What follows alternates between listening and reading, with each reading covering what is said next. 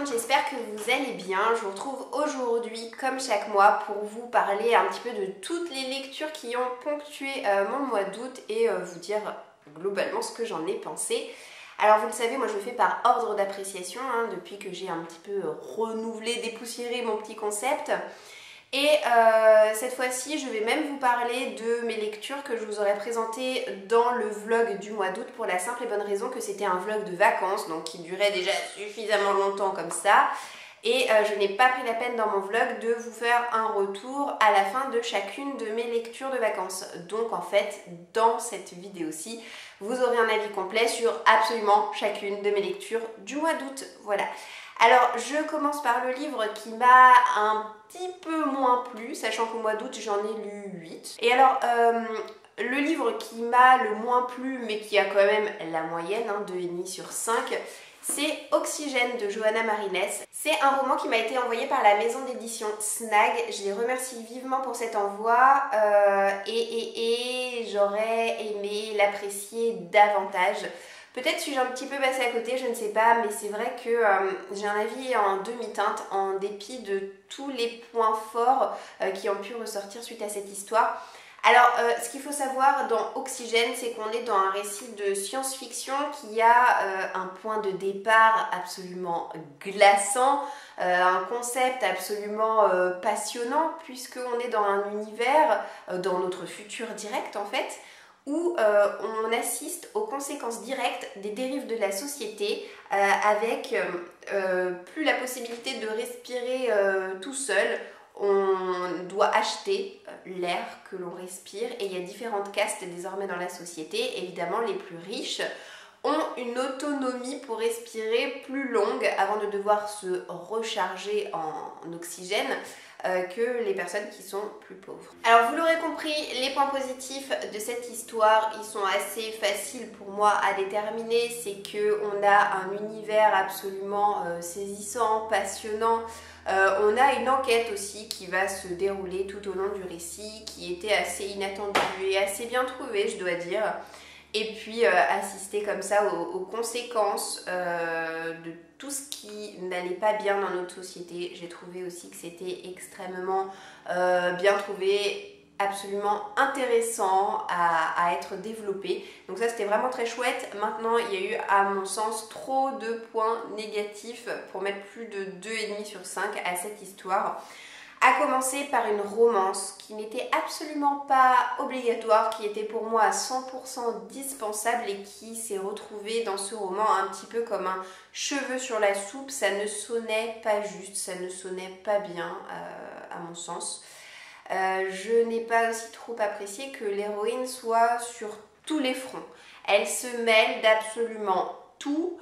Et du coup, je trouve que l'intrigue en perd en finesse et en crédibilité. Il m'a aussi semblé qu'il y avait beaucoup de facilité scénaristique. Et quant à la fin, je ne l'ai pas appréciée parce que je l'ai trouvée beaucoup trop facile, beaucoup trop évidente finalement. Je viens de me rendre compte que je vous ai dit que j'ai lu 8 livres, mais en fait en les recomptant rapidement devant moi, non, je n'en ai lu que 7, du coup à la 6e place. C'est une lecture que j'ai eu l'occasion d'emmener avec moi à Corfou en vacances. C'est La petite boulangerie du bout du monde. C'est écrit par Jenny Colgan et moi je l'ai dans sa version pocket. J'aime absolument pas la couverture que je trouve trop grossière, trop simpliste. Quant au roman, là aussi il m'a moyennement plu. Je lui ai mis 2,5 sur 5. J'avais des attentes, je pense, un peu trop élevées parce que c'est vrai que Jenny Colgan, elle est souvent citée dans la littérature contemporaine et feel good et je m'attendais en fait à beaucoup mieux. Pourtant c'était bien parti, j'ai beaucoup apprécié la première centaine de pages et après ça s'est franchement dégradé. Notre héroïne, elle s'appelle Polly et elle traverse ce qu'on peut appeler une tornade dans sa vie, tant sur le plan professionnel que personnel, c'est-à-dire qu'elle est associée avec son copain, son chéri. Ils bossent tous les deux ensemble mais ça se passe très mal, ils font faillite. Et forcément, ça va avoir des répercussions sur leur vie de couple et ils vont se séparer. Polly va se retrouver endettée, à devoir déménager et en cherchant une location, elle a envie de se mettre un petit peu au vert, elle a envie de nature, de dépaysement, elle a envie de pouvoir se ressourcer. Donc elle va trouver une ruine, littéralement une ruine. Elle va trouver un appartement au-dessus d'une ancienne boulangerie à louer dans une petite île qui s'appelle Plymouth. Polly va beaucoup se plaire. Et elle va pouvoir s'adonner à son loisir de toujours, à sa grande passion qui est de fabriquer du pain. Et ça tombe plutôt bien quand on emménage au-dessus d'une ancienne boulangerie. Alors on va commencer par les points forts du récit. Déjà l'héroïne. L'héroïne c'est un petit bijou. J'ai énormément apprécié Polly parce qu'elle a un optimisme mais à toute épreuve. Et j'ai trouvé qu'elle était du coup rayonnante et lumineuse en dépit de tout ce qui lui arrive de fâcheux dans son existence. Autre point fort du récit, j'ai beaucoup aimé l'ambiance très gourmande, très chaleureuse propre à cette histoire. Ça c'était vraiment très chouette. Maintenant ce qui m'a déplu, ce qui se révèle au fur et à mesure qu'avance le récit, ce qu'on s'en rend pas compte tout de suite, mais plus ça avance, plus c'est le cas. Les personnages sont assez extravagants, assez caricaturaux. Et finalement le récit je trouvais qu'il perdait en crédibilité. Et vraiment je me suis braquée là-dessus, je me suis bloquée. Et ça m'a gâché en fait mon expérience de lecture. Et il s'est aussi passé un événement assez triste dans l'histoire. Et du coup j'ai été très étonnée de voir un événement comme ça dans ce genre d'histoire. J'y étais pas préparée et jusqu'au bout je me suis dit en fait non c'est pas vrai, on va nous apprendre à la fin que c'était une blague, que ça s'est pas passé comme ça. Bah non en fait non, l'auteur est resté sur son truc. L'histoire avait vraiment super bien commencé et puis je sais pas, j'ai pas accroché plus que ça par la suite. À tel point que je me prendrais pas la suite et à tel point que ça m'a donné mais pas du tout envie de découvrir d'autres récits de l'auteur. Voilà, c'est dommage. Allez, je passe un cran au-dessus avec la note de 3 sur 5 cette fois-ci et avec le roman Maybe Now qui a été ma toute première lecture du mois d'août d'ailleurs. Donc c'est écrit par Colleen Hoover. C'est sorti aux éditions Hugo Roman dans leur collection New Romance et bien que j'avais déjà lu Maybe Someday, je n'avais encore jamais lu sa suite et sa fin. Maybe Now, sachant que entre les deux, il y a un très court roman Maybe Not dont je vous ai déjà parlé le mois dernier, donc j'y reviendrai pas, mais il me restait Maybe Now à découvrir. J'ai beaucoup apprécié le premier roman de l'auteur, donc Maybe Someday. J'ai pas trop aimé, je vous en ai déjà parlé, Maybe Not. Et alors Maybe Now, c'était pas mal, 3 sur 5, c'est bien. Mais il m'a quand même manqué ce qui fait le sel des romans de Colleen Hoover, c'est-à-dire qu'ici, pas de grosses révélations fracassantes, pas d'émotions à te fendre le cœur en deux, à te tirer les larmes ou quoi que ce soit.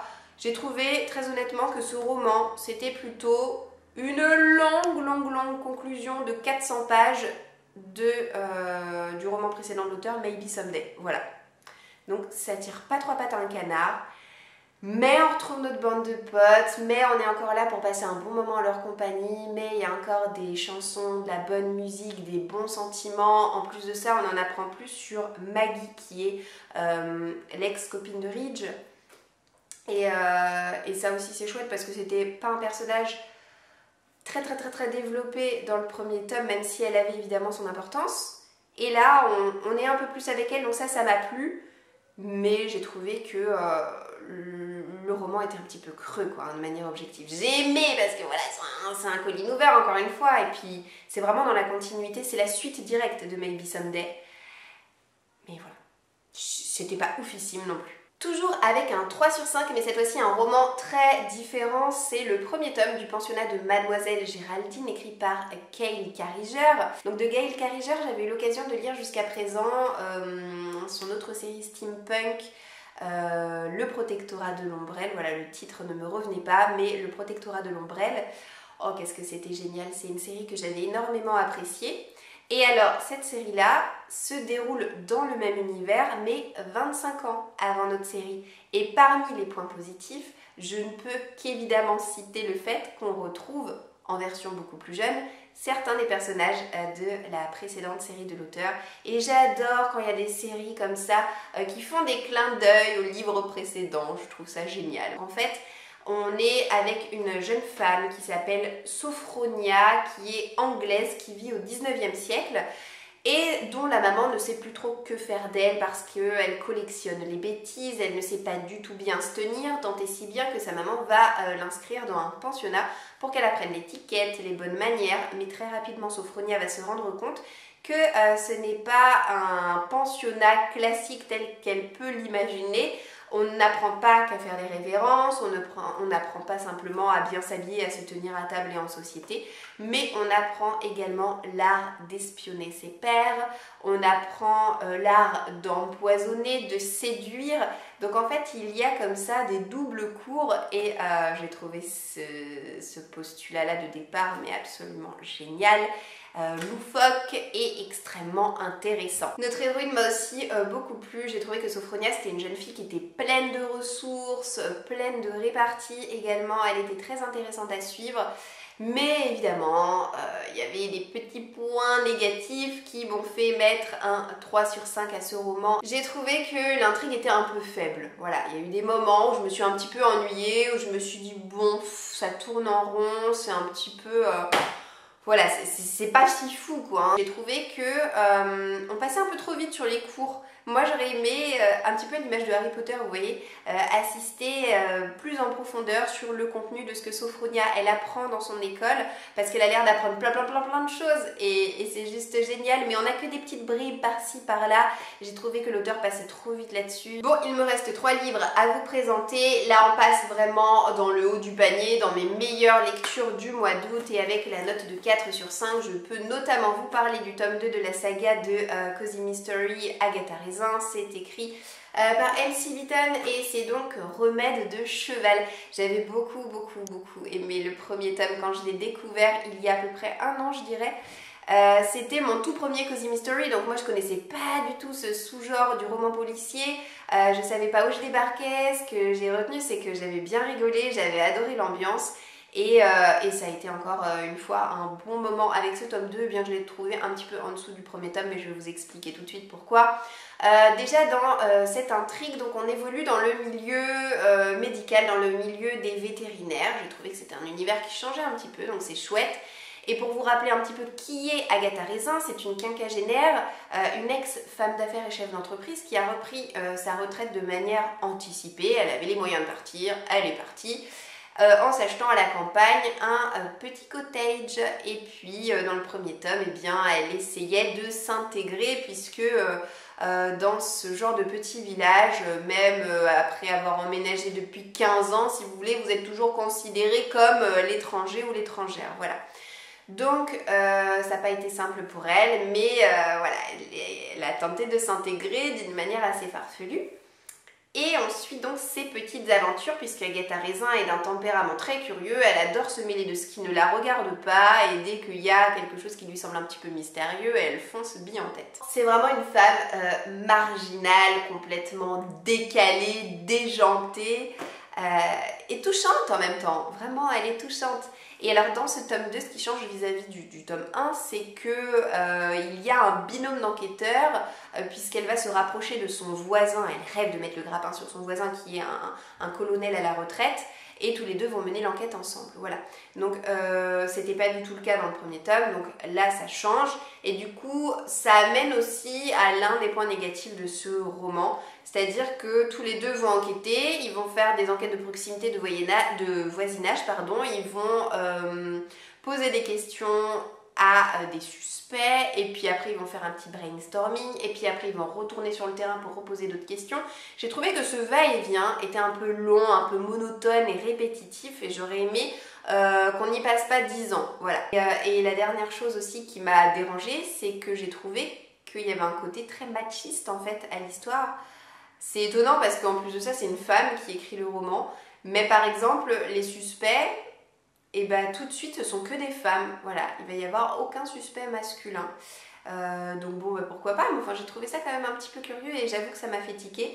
Maintenant, ça se lit très bien, c'est extrêmement distrayant et puis il y a beaucoup d'humour. J'ai lu en vacances, le Agatha Raisin aussi, le Agatha Raisin c'était mon tout premier livre que j'ai emmené en vacances et que j'ai lu. Mais j'ai aussi lu en vacances La Sirène et le Scaphandrier. C'est un très court roman comme vous le voyez, écrit par Samuel Barbier et qui m'a tellement plu que j'ai envie de m'intéresser à tous ces autres livres maintenant. En fait on assiste à une correspondance entre une femme qui est pétrie d'angoisse et qui reste calfeutrée chez elle. Elle a des phobies sociales, elle ne veut pas se mêler aux gens, elle ne veut pas sortir de chez elle, elle ne peut pas, voilà.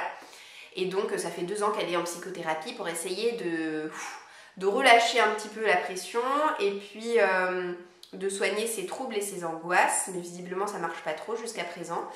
Et elle va entamer comme thérapie sur les conseils de son psy une correspondance avec un prisonnier new-yorkais qui lui cherche juste à se changer les idées, à échanger avec quelqu'un, voilà. Et très rapidement, les deux vont se lier d'amitié à travers leurs lettres et puis lui va vouloir venir en aide à notre héroïne qui s'appelle donc Anna. Et il va essayer de la sortir un petit peu de sa phobie. Alors, ce que j'ai aimé, c'est que c'était une histoire mignonne comme tout, très attendrissante, très touchante. Les deux personnages sont ultra mignons tous les deux. Vers le dernier tiers de l'histoire, on a tout un jeu de pistes qui se met en place et j'ai trouvé ça très bien trouvé et ça m'a énormément plu. Maintenant, oui, il y a eu aussi des points négatifs, c'est-à-dire que j'ai trouvé que la romance intervenait trop vite. C'est-à-dire que dans quelle vie on s'échange 4 lettres et on tombe amoureux, quoi. J'ai trouvé que ça allait vraiment trop vite. Et aussi, dans cette même notion de vitesse, le fait que 2 ans de psychothérapie n'ont pas suffi à Anna pour dépasser ses angoisses et ses phobies. Par contre, 2 lettres de Zach lui ont suffi à mettre un pied hors de chez elle. Voilà, j'ai trouvé qu'il y avait un petit manque de crédibilité générale et c'est dommage. Donc au départ, quand j'ai vu ça, je me suis dit, oulala, alors si c'est comme ça, si ça part comme ça va pas trop me plaire. Mais heureusement, la suite rattrape largement tout ça parce que la suite et la fin, mais j'ai tout adoré. Et puis finalement, je termine cette vidéo avec un coup de cœur. Ça va vous sembler ridicule, mais je suis rassurée d'avoir eu un coup de cœur parce que ça faisait quelques mois maintenant que j'avais pas eu de coup de cœur pour les romans que je lis et je commençais à me dire mais la machine à coup de cœur est bloquée ou quoi? Qu'est-ce qui se passe? Je suis triste en fait. Et là, ça y est, pendant mes vacances, j'ai eu un coup de cœur en lisant un Virginie Grimaldi. Moi, vous le savez, je les lis dans l'ordre de publication. Et du coup, le 3e à passer à la casserole, c'était Le parfum du bonheur est plus fort sous la pluie. Oh, j'ai tellement aimé cette histoire. De toute façon, c'est très simple. Ça m'a fait exactement comme pour le 2e de l'auteur. Tu comprendras quand tu seras plus grande. J'ai tout raconté dans le détail à mon mari, mais quand je lis un roman de Virginie Grimaldi, il faut que je restitue l'histoire à mon mari qui, le pauvre, n'en a certainement rien à cirer, mais m'écoute bien gentiment et amoureusement et religieusement, bref.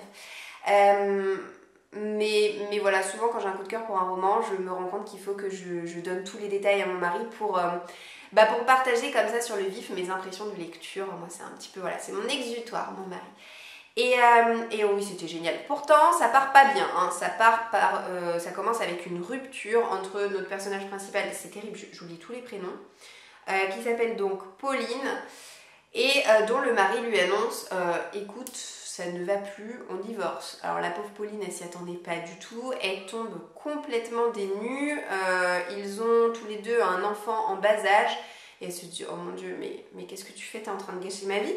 Donc elle fait un plan de bataille, voilà, elle se dit moi je refuse de baisser les bras trop vite, donc elle prévient son mari, elle lui dit bah écoute, pendant un mois et demi, toutes les semaines je vais t'envoyer un souvenir de ce qu'on a vécu ensemble pour essayer un petit peu de raviver la flamme en essayant de lui faire comme ça partager les moments qui ont compté énormément pour eux deux au sein de leur vie. Alors, les points négatifs, c'est simple, à mon sens, il n'y en a aucun. Donc voilà, je vais tout de suite passer aux points positifs parce que mon cœur est littéralement tombé en miettes à plusieurs reprises. Déjà, ce que je note avec Virginie Grimaldi, c'est que quand je lis ses romans, il y a un maelstrom d'émotions qui m'étreigne. Je passe très rapidement du rire aux larmes. Elle aborde très souvent des sujets graves, des sujets sérieux, des sujets de société, mais avec une écriture, un peps qui lui est propre, une petite touche d'humour qui fait que ça passe mieux. C'est vibrant d'authenticité, c'est vibrant de sincérité, et puis l'auteur aborde beaucoup de thèmes. Parfois j'aime pas trop quand il y a des romans comme ça qui abordent trop de thèmes parce que j'ai l'impression que l'auteur s'éparpille, veut trop en dire et puis finalement n'en dit pas assez. Là j'ai pas ressenti ça, j'ai trouvé au contraire qu'il y avait une belle unité dans la construction du récit, dans les thèmes abordés. On parle de famille, on parle de deuil, de maladie, de séparation, on parle de maternité, de dépression, bref, on parle de tellement de choses. Et moi c'est vraiment un roman qui m'a parlé, qui a fait vibrer une corde sensible dans mon cœur. Et je me dis mais en fait pourquoi est-ce que je m'inflige de n'en lire qu'un seul par an alors que j'en ai plusieurs d'avance? C'est un peu bête de ma part parce que c'est me priver de moments de lecture comme ça plus fréquents. Moi, je ne vis que pour lire des choses de cet acabit. Ce livre était exceptionnel et c'est sans conteste ma meilleure lecture du mois, mais aussi ma meilleure lecture depuis bien longtemps maintenant. Et c'est donc avec ce roman que je termine cette vidéo. J'espère qu'elle vous aura plu, j'espère vous avoir donné comme d'habitude quelques petites idées de lecture. N'hésitez pas en tout cas à partager avec moi vos ressentis de lecture si vous avez lu certains des livres que je vous ai présentés aujourd'hui. Je vous souhaite en tout cas de passer une très belle journée et je vous dis d'ores et déjà à bientôt dans une prochaine vidéo. Ciao ciao!